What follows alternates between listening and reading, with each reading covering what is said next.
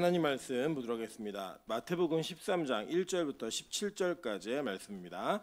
마태복음 13장 1절부터 17절까지의 말씀, 저와 여러분이 한 절씩 교독하고 마지막 절은 합독하도록 하겠습니다. 교독합니다.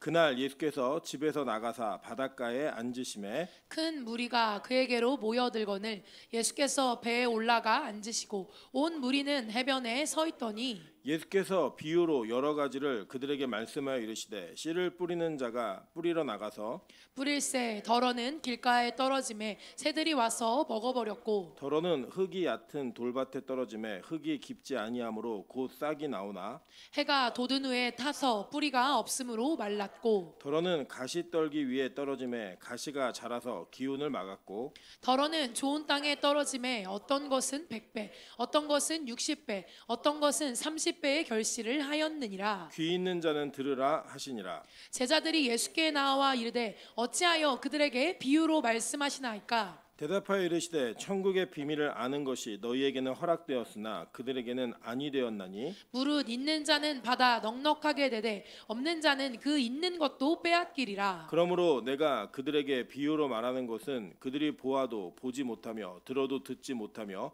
깨닫지 못함이니라. 이사야의 예언이 그들에게 이루어졌으니 일러스되 너희가 듣기는 들어도 깨닫지 못할 것이요 보기는 보아도 알지 못하리라. 이 백성들의 마음이 완악하여져서 그 귀는 듣기에 둔하고 눈은 감았으니 이는 눈으로 보고 귀로 듣고 마음으로 깨달아 돌이켜 내게 고침을 받을까 두려움이니라 하였느니라. 그러나 너희 눈은 봄으로 너희 귀는 들음으로 복이 있도다. 합독합니다. 내가 진실로 너희에게 이르노니 많은 선지자와 의인이 너희가 보는 것들을 보고자 하여도 보지 못하였고 너희가 듣는 것들을 듣고자 하여도 듣지 못하였느니라. 아멘. 네, 우리 주변에 있는 분들에게 이렇게 한번 인사하도록 하겠습니다. 더운 날 당신의 얼굴을 보니 너무나 시원합니다. 근데 너무 더운 것 같아요. 예, 날씨가 너무 더운 것 같은데 그 더운 날 우리에게 주시는 시원한 은혜가 성도들의 얼굴을 통해 확인되는 귀한 시간 되었으면 좋겠습니다. 우리 빛가소금교회 성도들이 예배를 하며 함께 모여 예배할 때 하나님께서 우리에게 날씨를 이길 만한 시원한 은혜를 주시기를 주님의 이름으로 축원합니다. 네, 오늘은 마태복음 강의 109번째 시간입니다. 13장 1절부터 17절까지의 말씀을 가지고 누가 장애인가라는 제목으로 하나님 말씀 증거하도록 하겠습니다. 제가 그 설교학을 공부하면서 비유에 대한 관심을 굉장히 많이 가졌습니다. 그리고 저도 스스로 설교를 하면서도 굉장히 많은 비유를 사용하는 설교자 중에 하나입니다. 그래서 이 비유에 대한 내용들을 많이 공부하기 위해서 사실 책도 많이 봤고 논문도 참 많이 뒤져봤습니다. 그런데 그런 내용들을 통해서 제가 익숙하게 익혔다라고 얘기했던 그런 비유에 대한 해석들이 그리스도 중심의 눈으로 바라보다 보니까 그 해석이 잘 맞지 않는 일들을 많이 발견하게 되었습니다. 특별히 여러분 오늘 이 네 가지 땅에 떨어진 비유에 대한 이야기는 제가 주일학교 때도 참 많이 들었던 비유이기도 하고 동시에 요 근래 이게 화제가 되는 건 여러분 이제 신천지가 여러분 전도할 때 이 마태복음 13장 반드시 얘기합니다. 그래서 이 13장 가지고 이게 무슨 뜻인지 아니라고 하며 이 13장에 대한 해석을 이만희 중심으로 해석을 합니다. 제가 잘 걸렸다 싶어가지고 이때 이제 두 번에 나누어서 한 번은 우리가 비유를 왜 예수님께서 비유를 이렇게 말씀하셨고 우리가 그 비유를 어떻게 들어야 하며 어떤 이에게는 이 비유가 왜 들리고 어떤 이에게는 이 비유가 왜 들리지 않는가에 대한 내용들을 신학적인 관점으로 좀 바라보는 한 시간을 갖고요. 그 뒤에는 이 비유가 설명하고 있는 그 내용에 근거하여 우리가 이 비유를 어떻게 이해하는 것이 올바르게 성경을 이해하는 것인가에 대한 그 해석에 대한 관점을 두 번에 나누어서 이렇게 보도록 하겠습니다.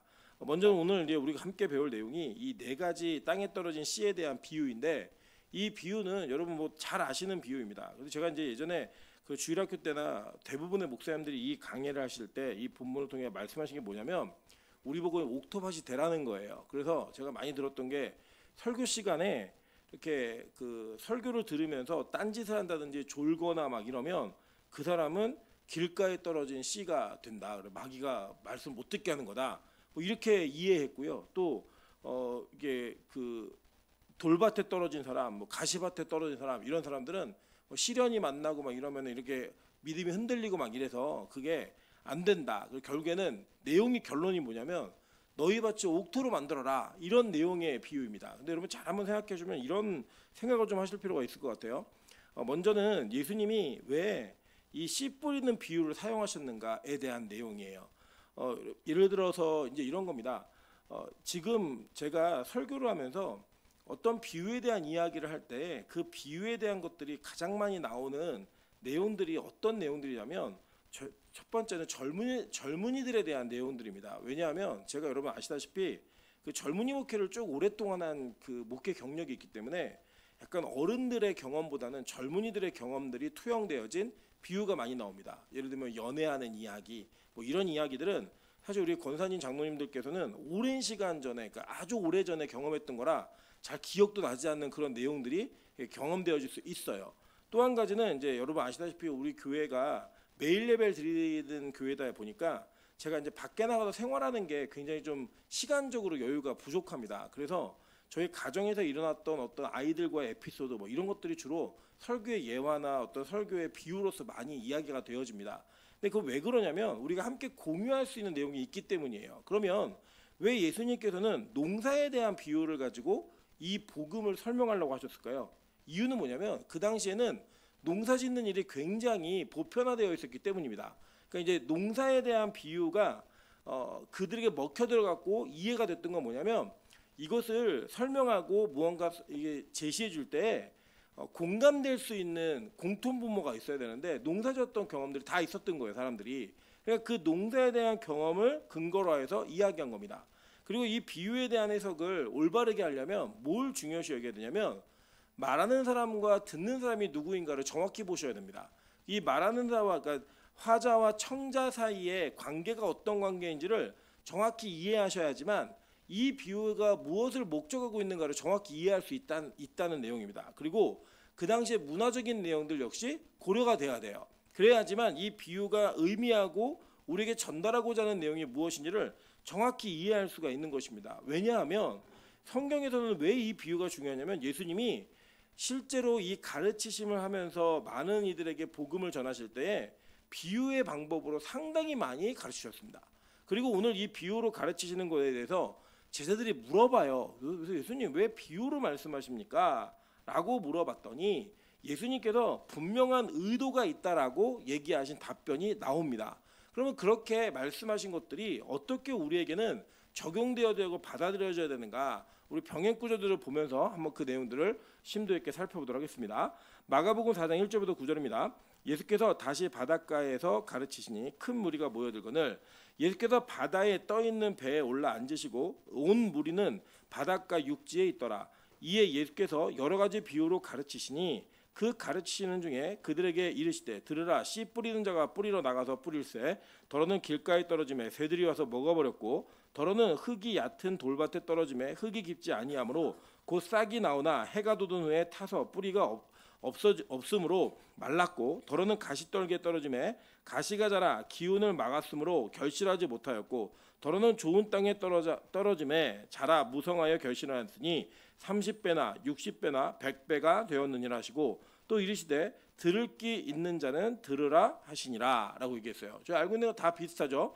자, 누가복음 8장 4절부터 8절입니다.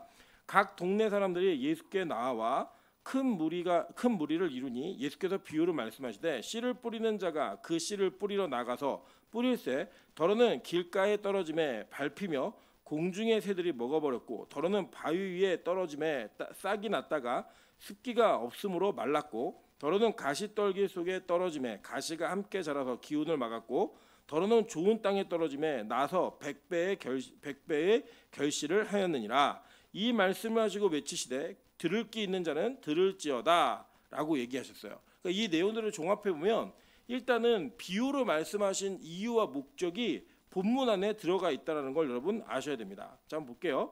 마가복음 4장 10절부터 11절 13절 한번 보겠습니다. 예수께서 홀로 계실 때에 함께한 사람들이 12제자와 더불어 그 비유들에 대하여 물으니 이르시되 하나님 나라의 비밀을 너희에게는 주었으나 외인에게는 모든 것을 비유로 하나니 라고 얘기했어요. 자, 그러니까 이게 무슨 내용이냐면 이거예요. 일단은 우리 조금 이따 살펴보겠지만 예수님께 많은 무리가 모여들었어요. 큰 무리가. 왜냐하면 예수님이 그 전에까지 하신 일이 뭐냐면 의도적으로 예수님은 안식일에 병을 고치시고 그 안식일에 병을 고치는 사역을 통하여 바리새인들과 유대인들이 중요하게 여겼던 안식이라고 하는 율법의 틀을 넘어선 하나님의 법을 새롭게 세우시는 과정 가운데 있었단 말이에요. 그래서 야, 내가 성전보다 더 크니야, 내가 솔로몬보다 더 크니다, 요나보다 더 크니다, 이 크다라고 하는 개념을 통하여 내가 가장 큰 자야라고 얘기하는 그 내용을 얘기하는 과정 속에 예수님은 사회적으로 이슈가 될 만한 많은 일들을 행하셨습니다. 그리고 특별히 병자들을 고치는 일들이 비일비재하게 일어났죠. 그러니까 예수님께 많은 무리가 모여든 거예요. 그런데 이 많은 무리에게 예수님이 모았던 이유와 목적이 뭐였냐면 예수님께서는 나 병 고칠 줄 알아, 나 뭐 오병이의 기적을 행할 줄 알아, 무리를 거를 줄 알아, 이런 거 보여주려고 모으신 게 아니라 하나님 나라, 즉 천국에게 천국에 대한 복음을 가르치시기 위해 그들을 모으셨다는 거예요. 그런데 이 비밀이 이 비유로 설명되어졌을 때, 자, 제자들이 이걸 다 알아들었어요, 못 알아들었어요? 오늘 보니까 다 못 알아들었어요. 그래서 묻는 거예요, 예수님께. 예수님 혼자 계실 때 조용히 가서 예수님 아까 비유로 얘기하셨는데 제가 잘 이해가 안 가는 게 있습니다. 그러면 이것저것 막 물은 거예요. 그러니까 그들이 비유로 들었는데 그 내용이 다 그들에게 이게 숙지되지 않았고 그 비유가 무엇을 의미하고 있는지 깨닫지 못했다라는 겁니다. 근데 예수님이 그거를 하나하나 설명해 주시는 거예요. 지금 그 설명해 주시면서 뭐라고 말씀하셨냐면 하나님 나라의 비밀을 너희에게는 주었으나 외인에게는 모든 것을 비유로 하나니라고 얘기한 건 뭐예요? 야, 너희는 이 비밀이 허락되어졌는데 외인들에게는 이게 허락된 게 아니야 라고 얘기하시는 거죠. 자, 그러니까 비유의 기능 중에 하나가 뭐냐면 비유는요, 이 비유를 통해서 공유되어진 그 내용에 대한 인지가 있는 사람들은요 찰떡같이 알아듣는 그런 은혜가 있습니다. 그런데 외인들, 전혀 모르는 사람은 아주 이게 개떡같이 들리는 거예요. 뭐냐면 이런 겁니다. 예를 들어 우리 가운데 이런 거예요. 야, 너는 성격이 미나용존사 같아 라고 얘기를 하면 빛과소금교회 교인들은 이게 뉘앙스가 알아들어져요, 못 알아들어져요?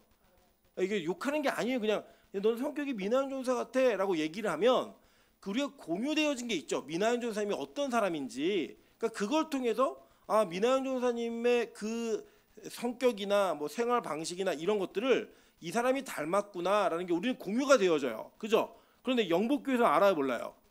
전혀 모르죠. 그죠? 그러니까 영복교회 사람들은 아무리 얘기를 해도 야, 너 미나용존사 같아, 미나용존사 같아 얘기해도 욕이야, 칭찬이야 잘 몰라요. 그러니까 그 모르는 내용이 뭐냐면 외인들은 전혀 알아들을 수 없는 이야기라는 거예요. 그러니까 하나님께서는 예수 그리스도를 통해서 복음을 전해주고 그 복음이 전해지는 방식 가운데 비유라는 방식을 택하셨는데 이 비유의 가르침은 어떤 이들에게는 야, 이거 찰떡같이 들린다라고 알아듣는 이야기였고, 반면에 동시에 같은 자리에 있었는데 동일한 이야기를 들었던 한 사람은 이거는 도대체 무슨 얘기를 하는지 난 못 알아듣겠어 라고 하는 더 미궁에 빠질 수밖에 없는 그런 방식이었다라는 겁니다. 또 한 가지 읽어볼게요. 13절입니다. 또 이르시되 너희가 이 비유를 알지 못할진데 어떻게 모든 비유를 알겠느냐라고 얘기하셨어요. 자, 오늘 읽은 본문을 보시면 이 본문의 내용에 다음 주에 살펴볼 23절까지가 네 가지 땅에 떨어진 비유에 대한 이야기와 해설이에요. 그 다음에는 뭐가 나오냐면 가라지 비유가 나옵니다. 가라지 비유. 이 가라지 비유가 뭐냐면 여러분 아시는 것처럼 밭에다 뿌리고 갔는데 막 났는데 가라지가 같이 났다는 거예요. 그러니까 이거를 뽑으려고 그랬더니 뽑지 마라. 괜히 원래 원가지가 다칠까봐 뽑지 말고 그 냅둬라 라고 얘기해. 마지막 날 추수할 때 다 털어버릴 거야. 이 얘기하는 비유가 그 뒤에 이어서 나옵니다. 그 다음에 이제 이 비유에 대한 이야기를 설명해 주시고 가라지에 대한 비유를 설명해 주시고 그 다음에는 천국은 어떤 거다라고 얘기해서 천국은 마치 밭에 감춰진 보화, 이 찬양 아시죠? 그 비유, 그리고 천국은 마치 좋은 진주를 구하는 장사, 그리고 천국은 마치 바다에서 그물을 치고 각종 물고기를 모으는 그물과 같으니 이런 이야기를 하면서 천국에 대한 비유에 대한 이야기를 쭉 얘기했고요. 뭐 새 것과 옛 것에 대한 이야기를 하면서 비유에 대한 시리즈가 쭉 나오는 거예요. 근데 이게 뭐라고 얘기하시냐면 예수님이 자 보니까 너희가 이 비유를 알지 못할진데 어떻게 모든 비유를 알겠느냐라고 얘기하셨어요. 그러니까 여러분 이제 우리가 시험을 보다 보면 시험에서 1번 문제를 풀 수 있느냐 없느냐 굉장히 중요합니다. 예, 수학 같은 시험은요. 1번을 푸는 순간 2번에 대한 자신감이 생기는데 1번이 모르는 문제다. 보통 1번은 중고등학교 때 제일 먼저 나오는 게 집합이거든요. 이 집합을 못 풀었다. 이건 집합은 선생님이 그냥 맞추라고 내는 문제예요. 근데 이 집합이 안 풀리면 그날 시험 망한다 안 망한다? 망하는 거예요. 듣기평가도 1번을 못 들어갖고 1번 생각하고 있다가 2번 3번 넘어가면 그 시험 망해 안 망해요?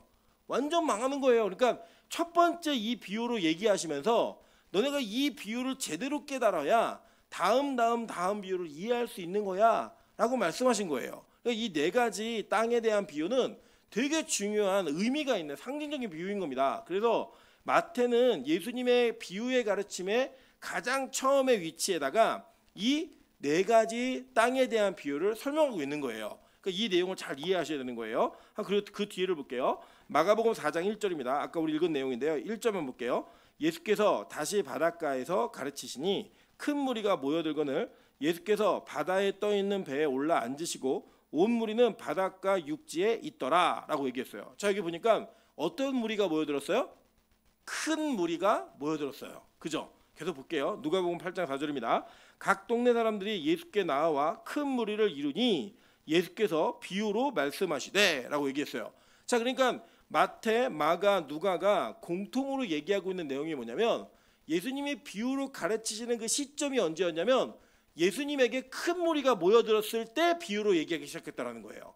그러니까 이 큰 무리를 통해서 예수님은 이 큰 무리 안에 이 이야기를 알아들을 사람과 이 이야기를 못 알아듣는 사람이 구분된다는 거예요.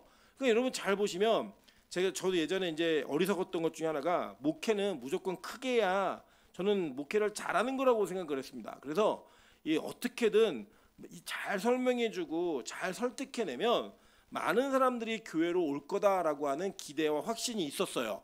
그리고 어느 정도 제가 열심히 하면 그거에 대한 효과적인 효능들을 저는 경험을 했기 때문에 제 안에 그게 하나의 목회적 원칙으로 철학으로 세워져 있었습니다. 그런데 성경을 제대로 이해하고 보다 보니까 이 성경에 대한 내용은 성경이 말하는 내용은 이 성경의 이야기와 말씀을 모두가 알아듣는 이야기가 아니라는 거예요. 모두가 깨닫는 이야기가 아니라는 겁니다. 그러면서 얘기하는 건 뭐냐면 하나님이 택한 사람만 이거 들을 수 있다는 거예요.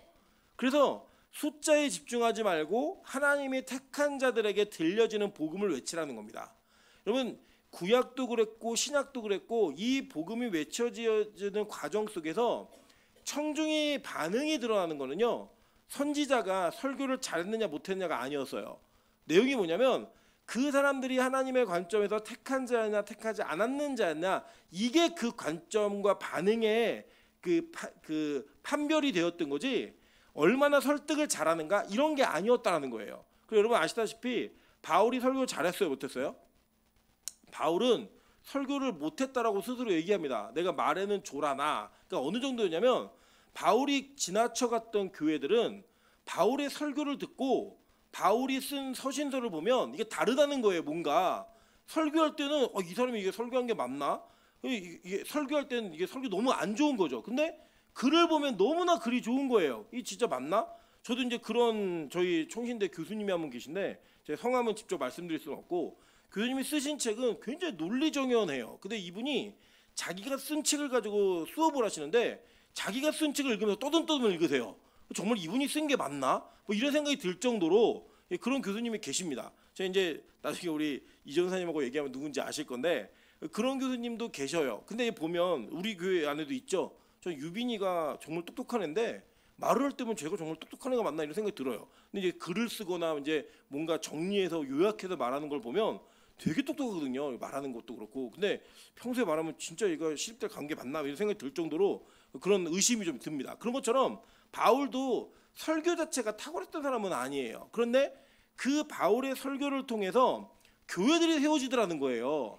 알아듣고 회개하고 주님을 믿는 자들이 나오더라는 겁니다. 근데 그게 바울 때문에 일어난 일이 아니라 하나님께서 바울을 사용하셔서 말씀하실 때 그 일이 벌어졌다고 얘기하는 거예요. 자, 그러니까 지금 예수님께서는 너무나 정확하고 분명히 말씀하시는 건 뭐냐면 내가 비유로 말하는 이유는 분명해. 비유는 너희들에게는 천국의 비밀을 알게 하는 이야기야. 근데 이 비유는 천국에 허락되지 않은 사람들은 절대로 알아듣지 못하는 이야기다. 이 얘기를 하시는 거예요. 자, 그러니까 우리가 이 비유에 대한 내용들을 이해하면, 그리고 또 이것이 우리에게 받아들여지면 우리는 제자들과 같이 천국의 비밀을 아는 자가 되는 거예요. 근데 이걸 못 알아듣는다, 얘기를 들었는데도 못 알아듣겠다, 그러면 이거는 심각한 문제 가운데 직면하게 되는 겁니다. 그러니까 이게 못 알아듣는다는 게 한국말을 못 알아듣는 게 아니에요. 예를 들어 제가 어제 아주 재밌는 장면을 봤는데, 제가 뭐 우리 김미희 권사님이 이렇게 외적으로는 굉장히 천상 여자처럼 이렇게 생기셨잖아요. 근데 그분의 소프트웨어는 거의 남성에 가까운 것 같아요. 제가 대화를 나눠보나 이러면. 근데 어제 또 오랜만에 그 외할머니 역할을 하신다고 하윤이를 데리고 예배 뒤에 앉으신 거예요. 근데 제가 이제 하윤이를 몇 번 관찰을 했잖아요. 근데 하윤이는 아빠 캐릭터예요. 불편한 걸 참지를 못해요. 그리고 자기가 뭘 하고 싶은데 그게 이루어지지 않으면 소리를 지릅니다. 막 울면서 소리를 질러요. 근데 이제 하윤이는 뭘 좋아하냐면 안고서 엄마나 아빠가 자기를 안고 일어서는 걸 좋아해요. 그러니까 어제 이 권사님의 이 아이를 안고 계세요. 이게 정말 보고 계시더라고요. 내려놓고 보고 계시더라고요. 아이를 잘 보고 계셨는데 아이가 막 울기 시작하면서 막 난동을 피우니까 막 패악질을 하니까 이 아이를 안아가지고 그 자기 무릎에다 얹어 놓으신 거예요. 근데 하윤이가 이걸 참지를 않죠. 아빠를 닮았는데요. 어떻게 했을까요? 막 더 큰 소리로 막 울어요. 그래서 제가 보다 못해 옆에서 권사님 일어나시라는 거예요. 애가 일어나라고 하는 거예요. 그랬더니 어느새 저 앞에 있던 엄마가 아이가 막 소리치는 걸 듣고 아 일어나야 되는구나. 엄마가 막 뒤로 와서 얘를 딱 들고 앉는 순간 울음 그쳤다 안 그쳤다? 바로 그쳐요. 그러니까 보면 아이가 우는 소리는 외할머니도 들었고 엄마도 들었어요. 근데 이 우는 내용이 어떤 의미가 있는지를 외할머니 모르시는 거예요. 아 이게 일어나라는 사인이구나. 이걸 몰라요. 근데 엄마는 이 아이를 항상 오랫동안 봐왔으니까 아 제가 저렇게 울 때는 자기를 안고 일어나라는 거구나. 일어나잖아요. 정말 깜짝같이 울음을 그칩니다. 예, 이 아이가 이제 특징이에요. 말을 하는 거예요. 자기 언어로 의사표시하는 거예요. 나를 안고 일어나라고 얘기하는데 이거를 같이 소리를 들었는데 어떤 사람은 듣고 어떤 사람은 못 알아듣는다는 거예요. 이거를. 그러니까 이 의미가 무엇인지를 파악하고 그것이 어떤 내용인지를 아는 것은 상당히 중요한 우리 안에 판별식이 된다는 거. 요거를 기억하시면 지금 오늘의 비유는 우리에게 굉장히 큰 의미로 다가올 수 있다는 겁니다. 자, 그러면 예수님께서 이 비유를 못 알아듣는 사람들에 대한 이야기를 이사야서에 대한 예언을 가지고 그대로 얘기하셨어요. 이게 보시면 뭐라고 얘기하냐면 여러분 14절 보세요. 이사야의 예언이 그들에게 이루어졌으니 라고 얘기했단 말이에요. 그 이사야가 무슨 예언을 했는가 한번 보도록 하겠습니다. 이사야 6장 8절부터 13절입니다.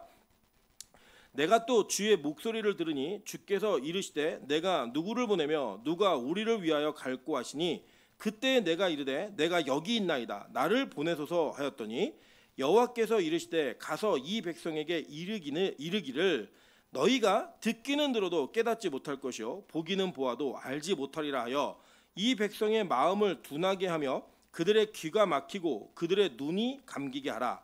염려하건대 그들이 눈으로 보고 귀로 듣고 마음으로 깨닫고 다시 돌아와 고침을 받을까 하노라 하시로 내가 이르되 주여 어느 때까지이니까 하였더니 주께서 대답하시되 성읍들은 황폐하여 주민이 없으며 가옥들에는 사람이 없고 이 토지는 황폐하게 되며 여호와께서 사람들을 멀리 옮기셔서 이 땅 가운데 황폐한 곳이 많을 때까지니라. 그 중에 10분의 1이 아직 남아있을지라도 이것도 황폐하게 될 것이나 밤나무와 상수리나무가 배임을 당하여도 그 구루터기는 남아있는 것 같이 거룩한 씨가 이 땅의 구루터기니라 하시더라 라고 얘기했어요. 여러분 이거 하나님이 선지자 이사야를 불러가지고 이사야를 보내시는데 이 이사야에게 뭐라고 얘기하냐면 너 가서 백성에 뭐라고 말하냐면 야 너희가 보기는 보아도 못 볼 거고 듣기는 들어도 못 듣는다는 거예요. 이게 무슨 의미가 있는 거예요 선지자가? 여러분 이렇게 보시면 이사야가요 그냥 일반적인 선지자가 아니었어요. 사실 신분상으로는. 왜냐하면 이 시대가 어느 시대냐면 우시야 왕 시대입니다. 우시야 왕이 그 여호와 앞에서 허락받지 않은 제사장에 월권하는 바람에 문둥병이 발해가지고 이게 나병이에요. 나병이 발해가지고 비록 그 말년에 굉장히 쓸쓸한 말년을 보내긴 했지만 전반적으로 봤을 때 영적으로 굉장히 훌륭한 일을 많이 한 사람이에요. 전반적인 내용을 봤을 때는. 근데 이 우시야의 사촌이에요. 이사야가 왕족입니다. 왕족. 왕족인데 하나님이 이 왕족인 이사야를 불러가지고 시키신 일을 보면요, 말도 안 되는 일을 시키셨어요. 뭐냐면 내가 3년 동안 벗고 다녀고 옷을 벗고 다녀요, 이사야가. 그런 내용을 벗고 다니면서 이사야가 그 부름을 받는데, 부름받은 선지자에게 뭘 말씀하시냐면, 너 가가지고 내가 뭔가 예언을 하는데 너희가 듣기는 들어도 깨닫지 못할 거고 보기는 보아도 보지 못할 거라고 하라는 거예요. 그러니까 자기가 설교를 하는데 뭐라고 설교하는 거냐면, 여러분 제가 이렇게 하는 거예요. 여러분 제가 지금부터 설교를 할 텐데 아무리 설교도 여러분 다 못 깨닫습니다. 아무리 제가 설명을 해도 여러분은 맹인과 보지 못하는 사람과 듣지 못하는 사람처럼 아무것도 이해하지 못하실 겁니다 라고 얘기하고 출발하는 거예요. 이게 예언의 내용이었어요. 하나님 주신 메시지의 내용이었다고요. 이사야가 묻는 거죠. 그럼 무슨 내용이 있을까요? 언제까지 그러는데요? 그랬더니 하나님이 성읍들이 황폐해지고 가옥들이 황폐해지고 이 사람들이 이 땅 가운데서 다 뭐 하나님께 멀리 옮겨가지고 사람이 없을 때까지 그렇게 하시겠다는 거예요. 그러니까 얼마나 황망해요. 예를 들면 하나님 저한테 이렇게 얘기하시는 거예요. 임철, 너 목사지, 너 목회해. 목사로 내가 불렀어. 목회하는데 네가 목회를 열심히 해도 평생 10명도 못 모을 거야. 아니 1명도 못 모을 거야. 계속 목회해. 근데 그러면 언제까지 1명도 안 모입니까? 그거는 내가 정한 건데 완전히 황폐해져서 아무것도 없을 때까지 내가 그렇게 만들 거야. 그런데 구루터기는 내가 남겨놨어. 그건 뭔지는 얘기 안 하세요. 그렇게 명령을 받은 게 누구예요? 이사야인 거예요. 그럼 잘 볼까요? 에스겔한테도 비슷한 말씀하세요. 에스겔 20장 49절입니다. 내가 이르되 아하 주 여호와여 그들이 나를 가리켜 말하기를 그는 비유로 말하는 자가 아니냐 하나이다 하니라 라고 얘기해요. 그러니까 뭐냐면 이게 조롱하는 거거든요. 못 알아듣겠어 네가 하는 말을. 못 알아듣겠다는 거예요. 야, 쟤는 설교를 하는데 뭐 맨날 비유로 얘기하냐, 팩트로 얘기해주면 좋겠는데 비유로만 얘기하니까 내가 못 알아듣겠다라고 얘기하는 거예요. 자, 예수님이 이걸 가지고 실제로 예수님이 이 땅에 오셔서 사역을 하실 때에 선지자 이사야의 이야기를 많이 얘기하신 거예요. 자, 그러니까 뭐냐면 이사야도 그랬고 에스겔도 그랬고 다 예수님의 모형이었던 거예요. 예수님께서 하실 일들을 구약에 이미 예수님이 하실 일들을 이미 예고편으로 보여준 거예요. 그러니까 이 땅의 진짜 선지자들이 어떻게 살았는지 그리고 그들의 사역이 어땠는지를 보여주고 있는 겁니다. 그러니까 여러분 제가 항상 고민하는 것 중에 하나가 뭐냐면요, 교회가 대중성과 진리성을 동시에 확보할 수 있을까, 이 고민을 되게 많이 했는데 제 결론은 뭐냐면 그럴 수 없다예요. 왜냐하면 여러분 우리가 진리를 선포하면 사람들이 막 모인다고 생각을 하는데 실제 성경의 역사를 보시면 진리가 선포되는 곳에 사람이 모인 적이 없어요. 진리가 선포되면 사람은 어때요? 불편하더라는 거예요. 불편.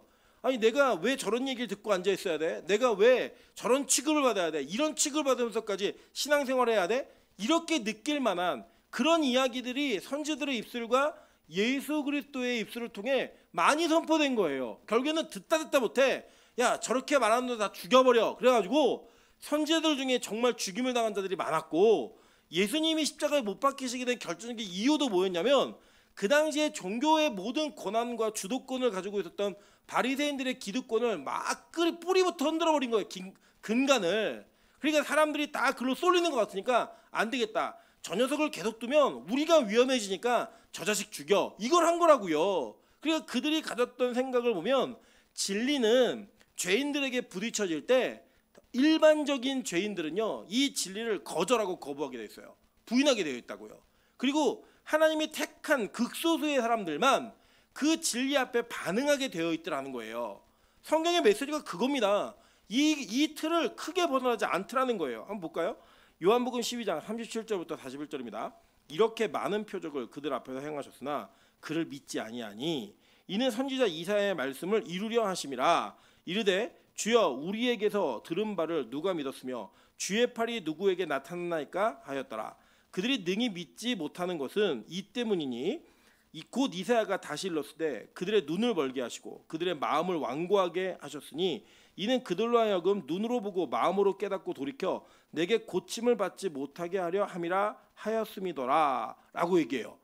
여러분 그 보니까 여기 뭐라고 얘기하고 있냐면 표적을 보고 많은 이적을 봤는데 그 이적을 통해 예수를 믿지 않더라는 거예요. 그런데 그 믿지 않게 된 이유가 뭐냐고 얘기하면 이사야서 얘기를 들어 얘기하는데 그들이 능히 믿지 못한 것은 이 때문이니 믿지 못한 이유가 있다는 거예요. 이유가 뭐냐? 하나님이 그들의 눈을 가렸다는 거예요. 마음을 완고하게 만들었다는 거예요.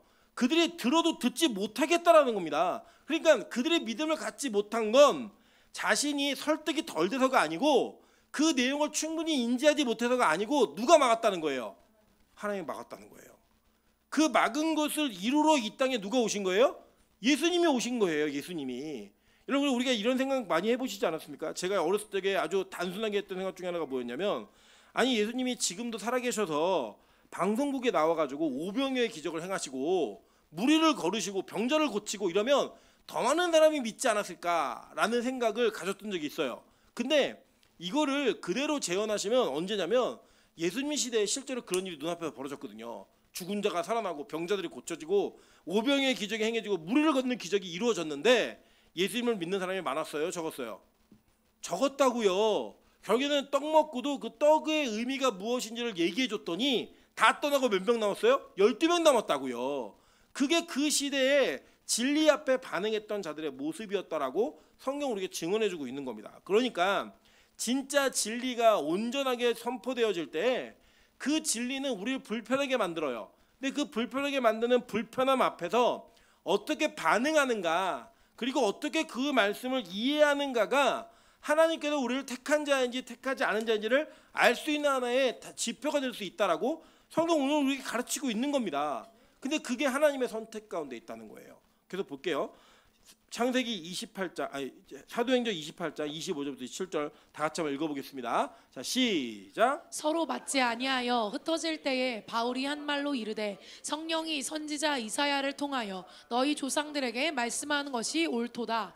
일렀으되 이 백성에게 가서 말하기를 너희가 듣기는 들어도 도무지 깨닫지 못하며 보기는 보아도 도무지 알지 못하는도다. 이 백성들의 마음이 우둔하여져서 그 귀로는 둔하게 듣고 그 눈은 감았으니 이는 눈으로 보고 귀로 듣고 마음으로 깨달아 돌아오면 내가 고쳐줄까 함이라 하였으니. 자, 그러니까 그들이 고침을 받을까봐 못 듣게 한다는 거예요. 고침을 받을까봐 못 보게 한다는 거예요. 여러분 그렇게 예수님이 아주 노골적으로 말씀하시는 겁니다. 그리고 그렇게 그들이 못 알아듣게 하기 위해서 못 깨닫게 하기 위해서 쓰신 방법이 뭐냐? 비유를 통해 말씀하셨다는 거예요. 비유를 통해. 자, 그런데 이 사람들은요. 그 당시에 예수님이 이제 아람어로 얘기하셨어요. 시리아어의 아람어로 말씀하셨는데 그 말씀하신 아람어를 못 들었다는 게 아니에요. 이들이 못 봤다는 게 아닙니다. 다 봤어요. 큰 무리가 같이 이 비유의 말씀을 들었다고요. 심지어는 그 기적과 이적 앞에서 그들이 뭐라고 말하냐면 신체적인 장애가 있었던 사람들이 고침받는 과정에서 예수님이 맹인을 눈뜨게 하고 못 듣는 자를 듣게 하는 일들이 많았죠.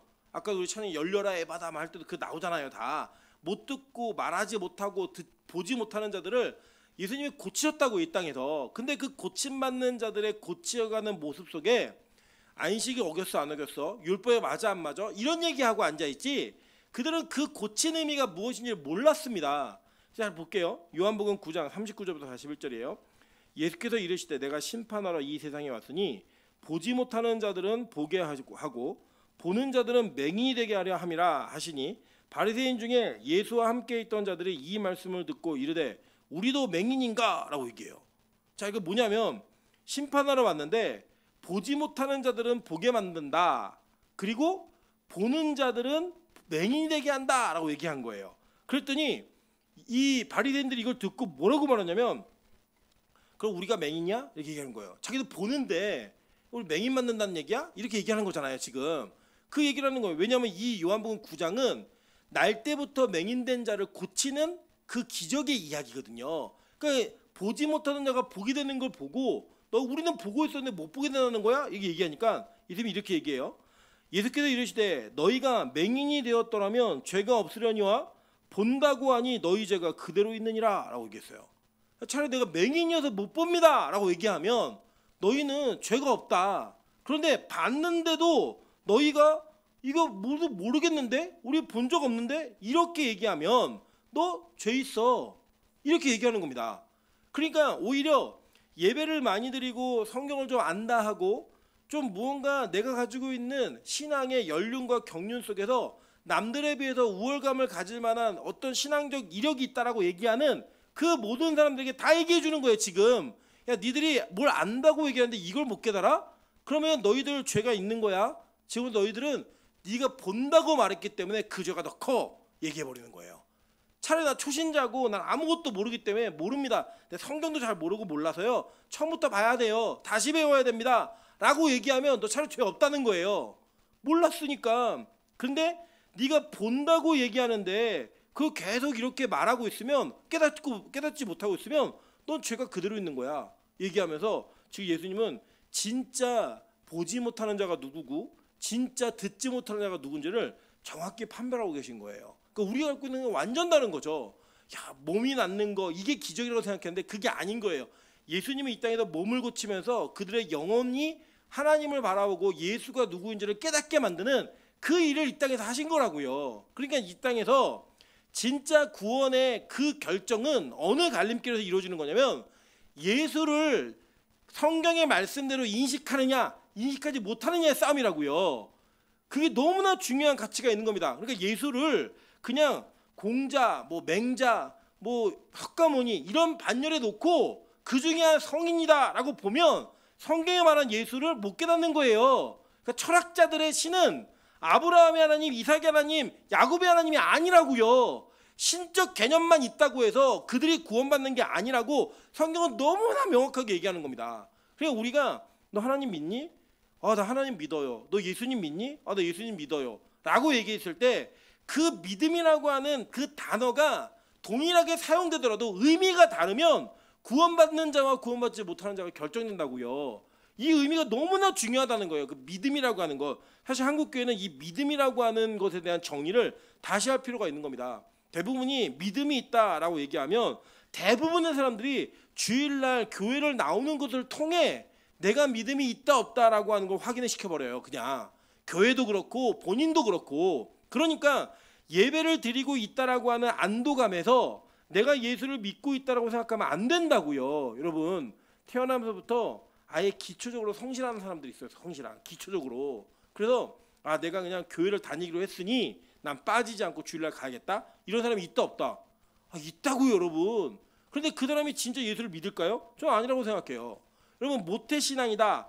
모태신앙인데 성경 1도 한 번도 안 해본 사람이 있다니까요. 진짜로요. 예수님이 누구신지를 제대로 이해하지 못하는 사람들이 너무나 많아요. 그런데 그들이 말하는 게 뭐냐면 나는 믿고 있다는 거예요. 믿음이 있다는 거예요 이미. 그러니까 뭐예요? 죄가 있는 거예요. 네. 오늘 성경은 이게 가르치는 게 뭐냐면요. 하나님의 나라가 뭐냐면 여러분이 그렇게 좋아하시는 천국이라고 해요. 천국.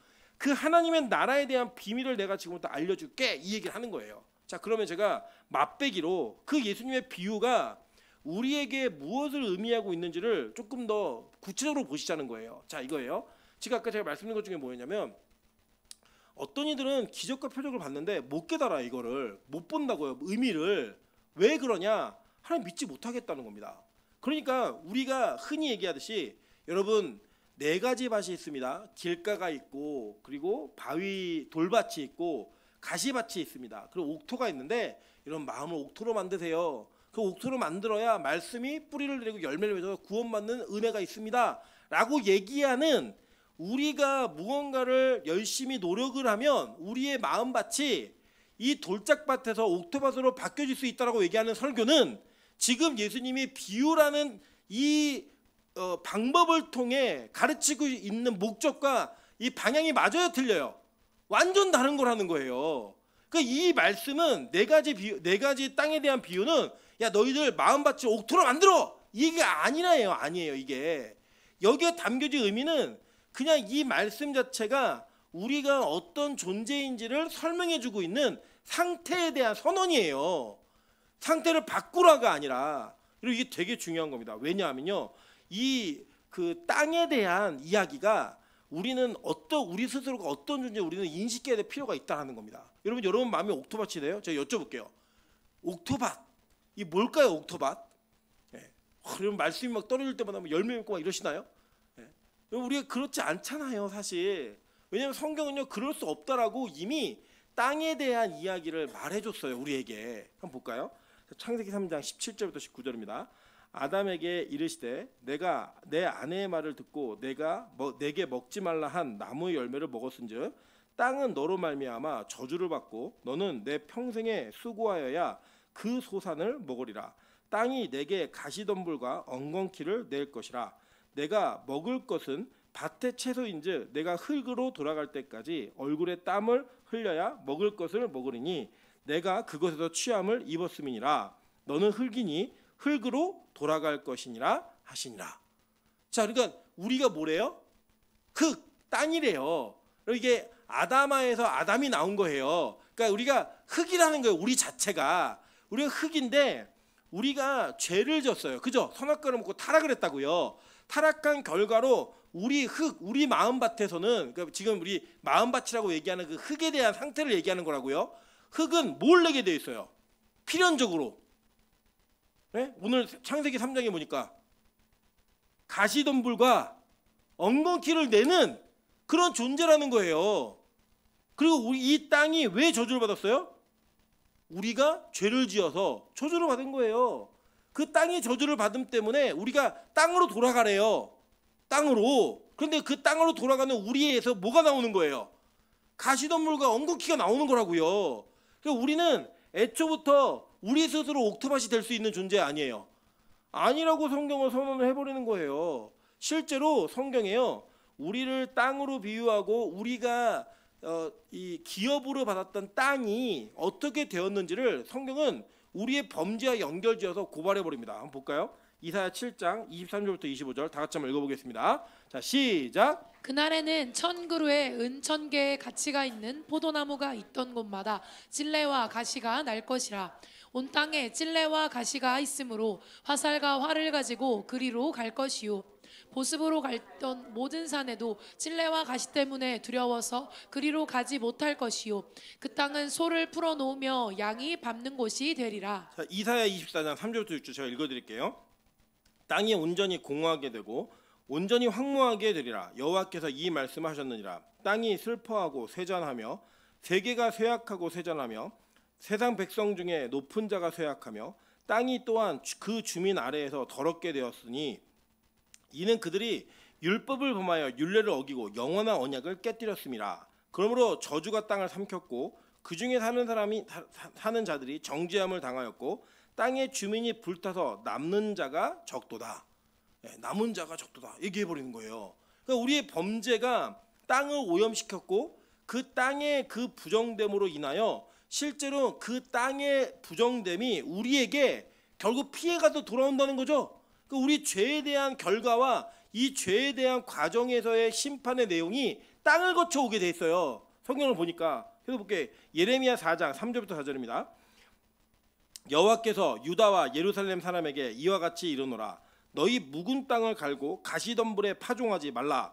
유다인과 예루살렘 주민들아, 너희는 스스로 할례를 행하여 너희 마음 가죽을 베고 나 여호와께 속하라. 그리하지 아니하면 너희 악행으로 말미암아 나의 분노가 불같이 일어나 사르리니 그것을 끌 자가 없으리라.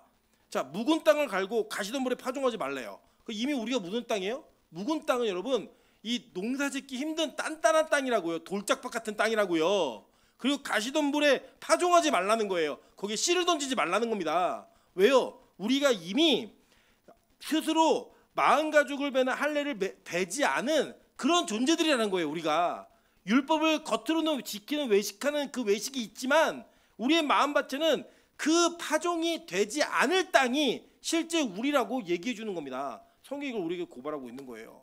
그러니까 지금 이 땅에 대한 비유는, 내 땅에 대한 비유는, 야 니들 지금 너 길가밭이야, 너 돌짝밭이야, 가시밭이야, 그러니까 잘 기경해 가지고 옥토밭을 만들어, 이 얘기가 아니라 지금 이 비유를 내가 던지는데 니들 이걸 알아듣는 사람이 있고 못 알아듣는 사람이 있어.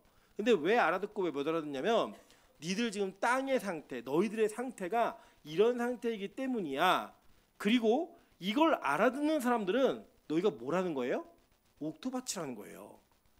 근데 그걸 누가 해준 거예요? 땅은 누가 가는 거예요?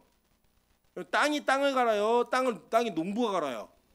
농부가 갈잖아요. 그 씨 뿌리는 자는 누구예요? 씨 뿌리는 자. 예, 농부잖아요. 그 농부가 땅을 간 땅이 있고 농부가 갈지 않아놓은 땅이 있다는 거예요. 그 선택하는 거예요. 누가요? 농부가. 예를 들면 여러분 여러분에게 여러분 지금 농사지세요라고 얘기하면 여러분이 선택을 하지 않으시겠어요?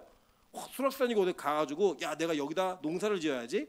그러면 여러분이 나는 비록 힘들겠지만 이 돌짝밭을 다 일궈내서 난 여기에다가 파종을 하겠어라고 마음 먹으면 돌을 다 걸러내야 안 걸러내요?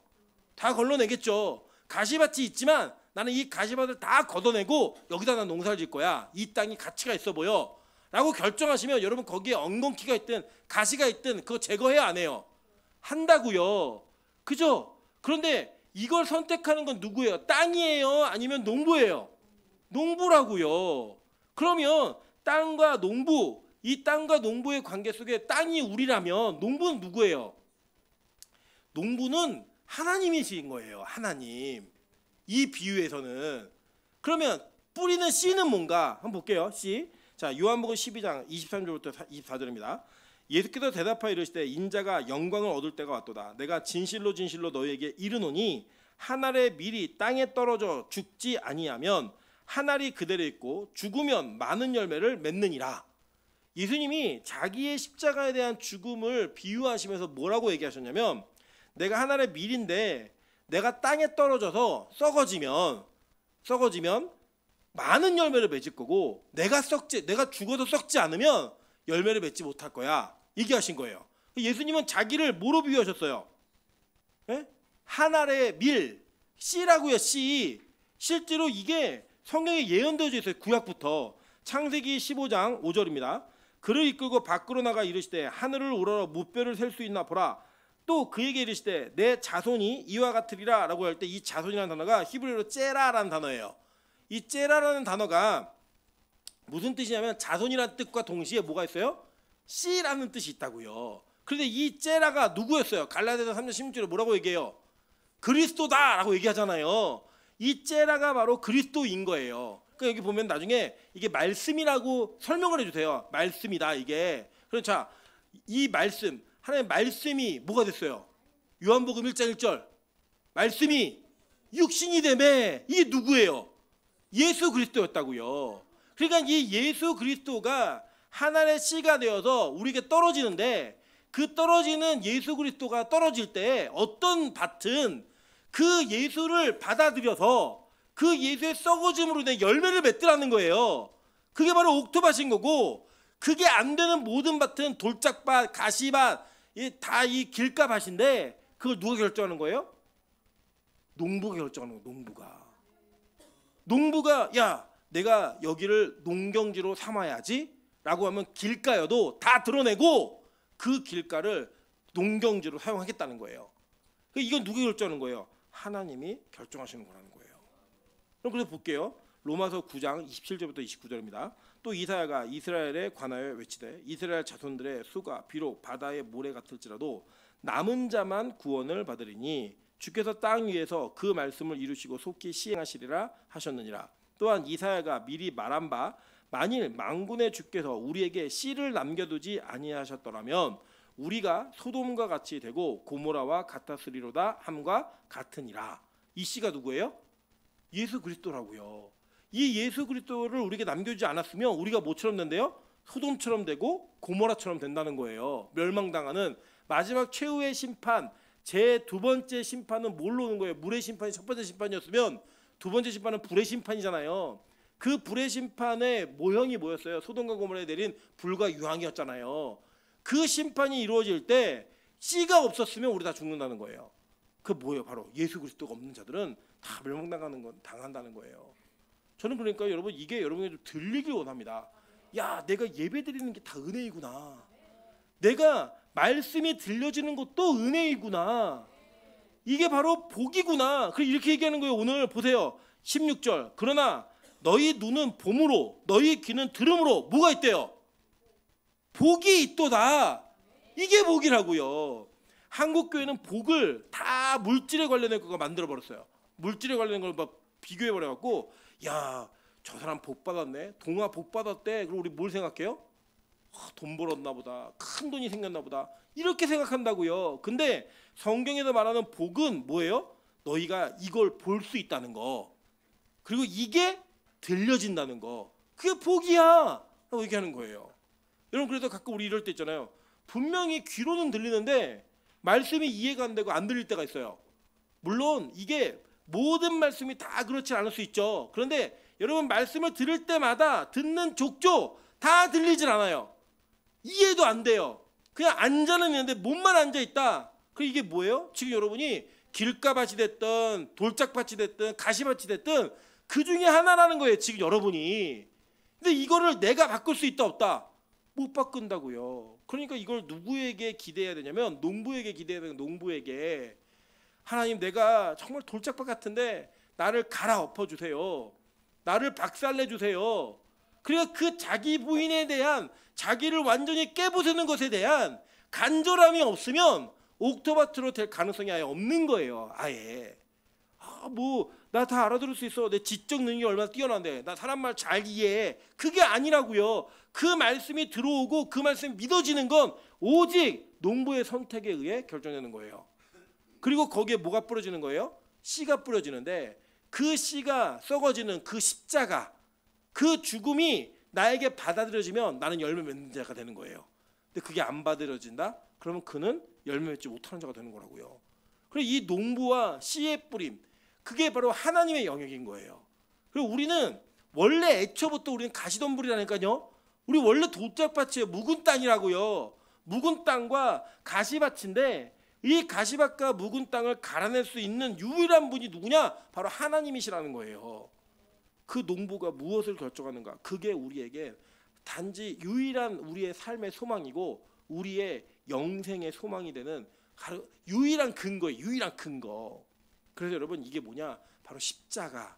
그 씨의 썩어짐이 우리에게 믿음으로 다가오면 그게 바로 옥토밭인 거예요. 한번 볼까요? 고린도전서 1장 18절 23절과 24절입니다. 십자가의 도가 멸망하는 자들에게는 미련한 것이요 구원을 받는 우리에게는 하나님의 능력이라 라고 얘기했어요. 자, 계속 읽어볼게요. 23절과 24절입니다. 우리는 십자가에 못 박힌 그리스도를 전하니 유대인에게는 거리끼는 것이요 이방인에게는 미련한 것이로되 오직 부르심을 받은 자들에게는 유대인이나 헬라인이나 그리스도는 하나님의 능력이요 하나님의 지혜니라. 이게 그걸 믿어지는 거예요. 그러니까 여러분 잘 보세요. 21일 동안 특별 새벽기도라는 특별 집회라는 명목하에 여기서부터 경기도 광주까지 매일매일 가는 우리가 미련해 보이면 스스로 우린 뭐예요? 우리는 돌짝밭이라고요. 가시밭이라고요. 여러분 근데 옥토는 그게 너무나 감사한 거예요. 와, 내가 이런 결단을 하고 이렇게 순종할 수 있는 믿음을 하나님 나에게 허락해 주셨네. 내가 원래 작년까지는 완전 묵은 밭이었는데 나는 완전 가시밭이었는데 나를 하나님 기경하셔도 올해는 이걸 하게 하시네. 여러분 그게 바로 은혜라고요. 그래서 십자가는요 세상의 논리로는 이해가 되질 않는 거예요. 십자가는요 세상의 논리로는 이게 받아들여질 수가 없는 거예요. 여러분 한번 생각해 보세요. 2000년 전에 30세 후반의 청년 하나가 십자가에 달려서 죽었는데 그 죽음을 믿으면 구원받는대요. 여러분 이게 상식적이라고 생각하세요? 이게 정말 여러분이 내가 누군가에게 복음을 전할 때 이 사실을 전해야겠다라는 결단이 설 만큼 여러분 그 진리가 여러분에게 소중하게 느껴지세요? 사실 아니잖아요. 오히려 우리 교회가 의자를 아주 좋은 하나 개당 100만 원짜리 의자로 바꿨어요. 여러분 전도기도 쉽지 않으시겠어요? 야, 우리 교회 의자 CDG야. 앉으면 이렇게 편한 무중력 상태를 느끼는 이런 행복감이 있어. 이게 더 좋지 않으시겠어요? 오늘도 아침에 우리 호베리가 오더니 호베리 제가 물었어요. 호베라 너 오늘 하늘문 가니? 간대요. 그런데 뭐라고 하냐면 하늘문 교회는 주차장이 있어요. 얘기하는 거예요. 네. 근데 우리 교회 주차장이 있어요 없어요? 있는데 없잖아요. 그죠? 있는데 맨날 오면은 딴 차들이 세워져 있고 차를 빼야 되고 몇 번씩 돌아야 되고 이런 불편함이 우리 안에 있잖아요. 그래, 여러분 보면 차라리 우리 교회가 여러분 빛가서 공교회는 1000대가 주차할 수 있는 주차장이 있습니다. 이게 딱 서 있는 게 여러분에게 전도기도 좋지 않으시겠냐고요. 제가 물어보는 거예요. 우리 안에. 여러분 예를 들어서 빛가서 공교회 담임 목사가 임철이 아니라 빛가서 공교회 담임 목사가 차은우다. 여러분 전도하시겠어요 안 하시겠어요? 야, 우리 교회 와봐. 그냥 목사님 얼굴만 보고 있어도 은혜가 돼. 우리 교회 찬양인도자가 미나연 전사가 아니라 아이유가 찬양인도를 한다. 우리 남자분들 전도하시겠어요 안 하시겠어요? 네. 앞자리 앉겠어요 뒷자리 앉겠어요? 아이유 침이라도 맞아보려고 앞자리 앉고 그러지 않겠어요? 우리는 아주 상식적인 그리고 이 세상에서 자랑할 만한 이런 것들을 통해 하나님의 구원이 이루어지는 것, 그것이 마땅하다라고 여겨진다고요. 그게 최고지. 우리 교회에서 예를 들어 빛가도 공교에서 3일 동안 특별 기도를 했는데 그 기도에 참석한 모든 사람들은 로또 복권 3등 이상이 다 당첨이 됐다라고 얘기하는 게 더 전도하기 쉽지 않으시겠냐고요. 근데 여기에다가 십자가만 전한다? 예수 그리스도만 전한다? 멍청한 교회죠. 바보 같은 교회죠. 근데 그걸 해보자고요. 우리가 하나님의 말씀이 진짜라면, 그리고 그 십자가의 도가 우리에게는 하나님의 능력과 지혜로 여겨지면 그게 가장 기쁜 교회가 되고자 노력해 보시자고요. 와, 우리 교회는 십자가만 얘기해. 그게 황당한 이야기게. 어떻게 십자가만 얘기하지? 저렇게 맨날 예수만 얘기하지? 그렇게 얘기하는 게 탄식과 안타까움이 아니라 기쁨과 감사가 될 수 있다면 우리는 그 십자가의 은혜로 말미암아 돌짝밭이 아닌 옥토밭에 예수라는 씨가 뿌려져서 열매 맺는 자가 될 수 있다는 거예요. 저 우리 빛가서 공교회 그런 교회 되길 소망합니다. 그래, 누군가 저한테 물을 수 있겠죠. 우리 교회 언제까지 이렇게 설교하실 겁니까? 언제까지 이렇게 예수만 전하실 겁니까? 제가 목회를 그만두는 날까지 이렇게 할 겁니다. 전 지금은 그래요. 지금 제가 아직 타락 안 한 것 같아요. 그 부분에 있어서는 주님 앞에서 온전하게 돌아온 것 같아요. 예수만 전할 거예요. 복음만 전하고. 언제까지요? 주님 오시는 그날까지 한번 해보려고요. 그럼 우리 교회가 크게 성장할 수 있을까요? 저는 불가능하다고 생각해요. 제 개인적으로는. 그런데 만약에 그 십자가의 도가 하나님의 능력과 지혜로 여겨지는 자들이 있다면 그분들에게는 이 메시지는 생명과 같은 소망이 될 거라고 저는 진짜 믿어요. 그래서 여러분 스스로 여러분의 땅을 기경할 수가 없어요. 우리는 오로지 예수 그리스도께서 우리 안에 들어오셔서 썩어짐이 우리에게 열매 맺는 옥토가 되게 농부가 우리를 갈아주시기로 소망하는 거. 그거 외에는 아무 소망이 없다고요. 볼까요? 에스겔 12장 1절부터 2절입니다. 또 여호와의 말씀이 내게 임하여 이르시되 인자야 내가 반역하는 족속 중에 거주하는도다. 그들은 볼 눈이 있어도 보지 못하고 들을 귀가 있어도 듣지 아니하나니 그들은 반역하는 족속임이라. 그죠? 우리 그랬잖아요. 이런 거 말고요. 더 세련된 거, 더 좋은 거, 세상의 지혜를 알 수 있는 거. 진짜 그래요. 미국 교회 대형 교회들 설교 제목이 뭔지 아세요? 주식 투자에 성공하는 법. 진짜예요, 진짜. 거짓말이 아니라. 정말 주식 강의를 해요. 저는 교회 안에서 그런 게 없어져야 된다고 생각하진 않아요. 근데 그게 설교의 메인 메시지면 안 되죠. 우리 교회가 예를 들어 교회가 영어 가르칠 수 있잖아요, 그죠? 아이들 영어 예배 드리면서 영어 가르칠 수 있죠. 근데 영어를 가르칠 때 가르치는 그 영어가 목표여야 돼요? 아니면 영어를 통해서 예수를 전하는 게 목표여야 돼요? 예수를 전하는 게 목표여야죠. 여러분 교회가 수익 사업을 할 수 있죠. 좀 그거 잘못된 생각하지 않아요. 그런데 그 목적이 뭐가 돼야 될까요? 예수를 전하는 것이 목적이 되어야죠. 교회는 적어도 그 목적에 맞는 역할과 그 목적에 맞는 방향성을 가지고 있는 그걸 버리지 않아야죠. 근데요, 우리가 그거를 벗어나 버리면요, 그것을 조금만 삐끗해서 엇나가 버리면요, 우리는 세상을 향해 나아갈 수 있는 너무나 좋은 반역하는 족속들이라는 거예요. 안 들려요. 그때는 복음이 아무리 얘기해도 안 들려요. 여기 오늘 비유의 말씀에 보면요, 예수님이 이렇게 얘기하셨어요. 다 비유 가르치신 다음에 딱 9절에 한마디, 귀 있는 자는 들으라 하시니라. 실제로 이해가 똑같이 사도 요한을 통해 우리에게 전달됩니다. 계시록 2장 7절이에요. 귀 있는 자는 성령이 교회들에게 하시는 말씀을 들을지어다. 이기는 그에게는 내가 하나님의 낙원에 있는 생명나무 열매를 주어 먹게 하리라. 이게 에베소 교회에게 선포되었던 말씀이에요. 계시록 2장 11절 버가모 교회, 계시록 2장 17절 서머나 교회, 계시록 2장 29절 두아디라 교회, 계시록 3장 6절 사대 교회, 계시록 3장 13절 빌라델비아 교회, 계시록 3장 22절 라오디게아 교회. 이 교회들에게 동일하게 얘기해요. 귀 있는 자는 성령이 교회들에게 하시는 말씀을 들을지어다. 저는 우리 빛가소금교회가 이 말씀을 드러낼 수 있는 교회가 되길 소망합니다. 그렇게 하나님께서 빚어가시는 교회가 되길 소망합니다. 오늘 묻습니다. 누가 장애인입니까? 누가 장애가 있는 자들이에요? 진짜 눈이 안 보이고 귀가 안 들리고 이런 사람들이 장애인일까요? 저는 아니라고 생각해요. 영적인 장애인이 진짜 장애인입니다. 하나님의 말씀을 못 듣는 자들, 하나님의 말씀을 보지 못하는 자들, 그래서 지옥 갈 수밖에 없는 자들. 저는 우리 교회가 그런 슬픔 가운데 있는 사람이 없기를 소망합니다.